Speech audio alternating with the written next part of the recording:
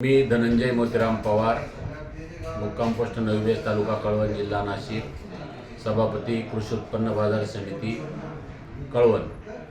मी मतदार बंधूंना आवाहन करतो की आपल्या कळवण सुरगाणा मतदारसंघातील महायुतीचे उमेदवार आमदार नितीन भाऊ पवार यांना आपण प्रचंड मतांनी विजयी करा आणि उद्या सगळ्यांना विनंती की सगळेजण मतदानाला निघा।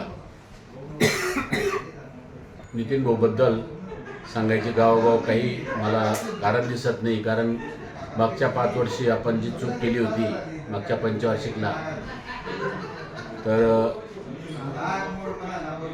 माजी आमदार जे.पी. गावित साहेबांनी जी कामं गावोगाव केलेली आहेत ते कुठेही काम दिसत नाही। आणि ह्या 5 वर्षात मागच्या आमदार नितीन भाऊ पवारांनी जी विधायक कामं गावोगावी केलेली आहेत, रस्ते असतील, स्मशानभूमी असेल, बैठक व्यवस्था असेल, बंधारे असतील,